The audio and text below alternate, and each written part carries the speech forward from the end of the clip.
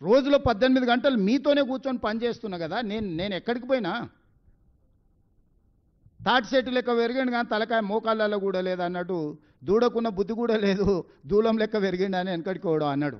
రేవంత్ రెడ్డి సచివాలయం వస్తున్నాడు. అసలు సిగ్గున్నదే మాట్లాడానికి? కమాండ్ కంట్రోల్ రూమ్ అయినా మా తాతదా?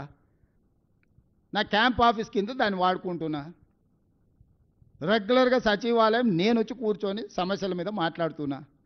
రోజులో 18 గంటలు ఎక్కడున్నా నా జీవితంలో కానీ, నా విధానంలో కానీ, నా నిర్ణయాలలో కానీ ప్రతిపక్షంలో ఉన్నప్పటికి ఇప్పటికి ఏమైనా మార్పు వచ్చిందా? మీ అందరితో వ్యవహరించే శైలి కానీ వాళ్ళలాగా ఏమన్నా దుర్మార్గంగా ఎప్పుడైనా వ్యవహరించినా? అసలు నా పోలికేంది? నా గురించి మాట్లాడేది హరీష్ రావు? నువ్వు ఎప్పుడైనా అద్దంలో చూసుకో నా గురించి మాట్లాడే ముందు. నాదేముంది? సాదాసీదా జీవితము.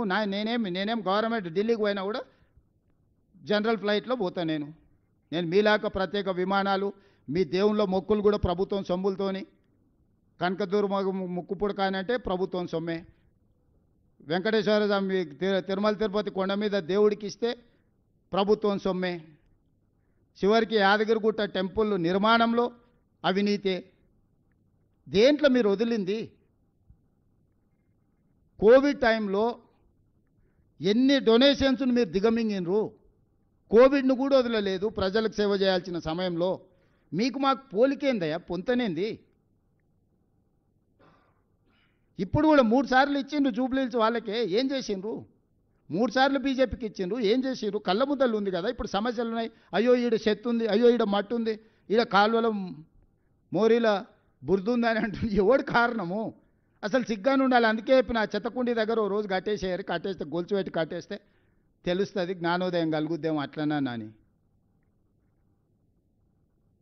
అన్ని సమస్యలను పరిష్కరించి నగరాన్ని అంతర్జాతీయ ముఖచిత్రంలో పెట్టడానికి జూబ్లీహిల్స్ నియోజకవర్గ ఓటర్లను సహకరించాల్సిందిగా నేను విజ్ఞప్తి చేస్తున్నా. మీడియా మిత్రులకు కూడా సర్వేల గురించి నేను ఎక్కువ మాట్లాడదలుచుకో